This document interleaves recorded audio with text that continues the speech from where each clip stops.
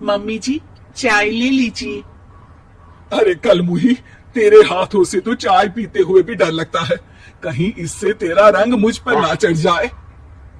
अगर इन्हें इतनी ही शर्म होती तो मेरे इतने हैंडसम भाई को इस तरह फंसाती नहीं। बानी और शिवम की लव मैरिज हुई है। बानी के ससुराल में उसकी ननद और सास है, जिन्हें अपने गोरे रंग पर बहुत गुरूर होता है, जिस वजह से वो बानी को सिर्फ उसके सांवले रंग की वजह से नापसंद करती है और हमेशा उसे ताने सुनाती रहती है। बानी उनकी सभी जली कटी बातें सुनकर चुपचाप वहां से चली जाती है। तुम माँ और छोटी को कुछ बोलती क्यों नहीं? मम्मी जी बड़ी है, हर छुटकी ना समझ, इस तरह उन्हें उल्टा जवाब देना सही नहीं। मेरी जिम्मेदारी उनकी सेवा करना है, जो मैं पूरे दिल से हमेशा करती रहूंगी। ऐसा बोलकर बानी रसोई में जाकर रात के खाने की तैयारी करने लगती है। रात को खाना खाते हुए बानी की सास उसे कहती है, कल मैंने अपनी फ्रेंड्स के साथ किटी पार्टी रखी है। समय से सारा खाना बना देना और अपना मनहूस चेहरा लेकर ज्यादा उनके सामने मत आना, समझी? माँ, बानी आप दोनों की कितनी परवाह करती है, फिर भी आप उससे इतना बुरा व्यवहार क्यों करती हैं? अरे एक तो लव मैरिज करके इस कलमुही को हमारे सर पर लाकर बिठा दिया और अब हम इसे कुछ बोल भी नहीं सकते क्या? भैया तो इनकी तरफदारी करेंगे ही, आखिर इन्होंने पूरी तरह उन्हें अपने वश में जो किया है। जिसे जो करना है करे, बस कल मेरा सारा काम समय पर हो जाना चाहिए। इस पर सब खाना खाकर सोने चले जाते हैं और अगले दिन बानी जल्दी उठकर सास की किटी पार्टी के लिए तैयारियां शुरू कर देती है, जिस पर पार्टी शुरू होने के बाद सास की सहेलियां कहती हैं, अरे वाह री, तेरी बहू ने तो बड़े स्वादिष्ट समोसे बनाए हैं। हाँ भाई, रंग कैसा भी हो, खाना बनाने में बिल्कुल अन्नपूर्णा है। अरे इसकी भी क्या बात करनी, मेरी बेटी से मिलो, इसकी सुंदरता के आगे तो उर्वशी रंभा भी फेल है। उर्वशी रंभा को तो फेल कर देगी, पर क्या अन्नपूर्णा बन पाएगी?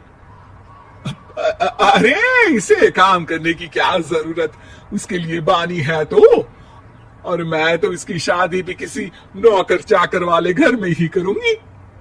बानी वापस रसोई में चली जाती है और किटी पार्टी चलती रहती है। उसी रात को बानी की सास गुस्से में चिल्लाते हुए अपने कमरे से बाहर निकल कर आती है। हाय रे, चोरी हो गई, मेरे पैसे, पक्का पक्का इस कलमुही की वजह से हुआ है ये सब। अरे क्या हुआ माँ, कौन सा आसमान टूट गया? अरे आसमान तो उसी दिन टूट गया था जब तू इस कलमुही से शादी करके इसे घर में ले आया था। खुद तो आई ही, अपने साथ साथ मनहूसियत का काला साया भी मेरे घर ले आई। अरे हुआ क्या माँ? अरे मेरी तिजोरी में रखे पैसे कहीं गायब हो गए, सुबह ही देखा, अरे यही रखे थे।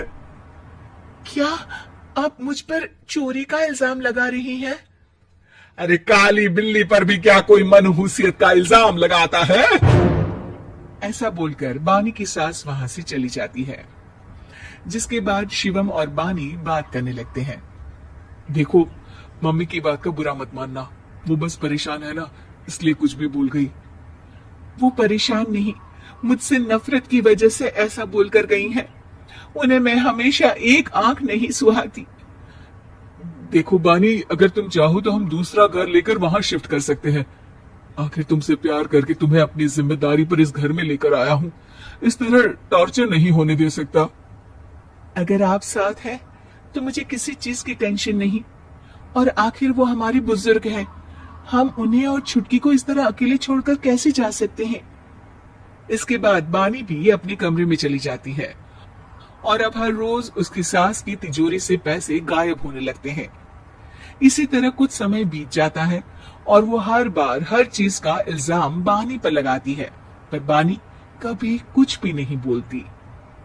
कलमुही नास पीटी, बहू को घर की लक्ष्मी बोलते हैं, ये तो पनौती बनकर आई है, पनौती। एक रात बानी की सास को आधी रात में प्यास लगती है, तो वो पानी पीने रसोई की तरफ जाती है। तभी उसे अपनी बेटी के कमरे में कुछ आवाज सुनाई देती है। हाँ हाँ, मैंने मम्मी की तिजोरी से हर रोज थोड़े थोड़े पैसे निकाल कर हम दोनों के लायक खूब पैसे इकट्ठे कर लिए हैं।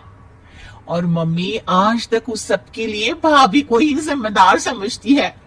तुम बस जल्दी से आकर मुझे यहाँ से ले जाओ और हम कहीं दूर जाकर शादी कर लेंगे। मम्मी को कुछ पता नहीं चलेगा, सब मुसीबत खत्म। अपनी बेटी की ये सारी बातें सुनकर बानी की सास भौचक्की रह जाती है और अपने कमरे में वापस चली जाती है। जब अगली सुबह बानी सास के कमरे में आती है, मम्मी जी क्या बात है, आज आप कमरे से बाहर ही नहीं आई? आपकी तबीयत तो ठीक है ना? क्या छुटकी कमरे से बाहर आई या तुम उसके कमरे में गई? नहीं नहीं, क्यों जाना है क्या? मैं अभी चली जाती हूँ। नहीं, कोई कहीं नहीं जाएगा। इस पर वो बानी को साथ लेकर कमरे से बाहर आती है जहाँ शिवम भी होता है। वहां उसकी सास बोलती है, छुटकी मेरी तिजोरी के सारे पैसे लेकर अपनी माँ के बारे में कोई ख्याल करे बिना किसी लड़के के साथ घर छोड़कर चली गई। और बहू, तुमने मुझ जैसी सास की सेवा करने के लिए अपने ही पति के साथ दूसरे घर जाने से मना कर दिया। मैंने हमेशा तुम्हारा रंग देखा अच्छा ही नहीं, जो मेरी सबसे बड़ी गलती है। मुझे माफ कर दे बेटा। और इसके बाद बानी की सास कभी अपनी बहू की तारीफ करते थकी नहीं।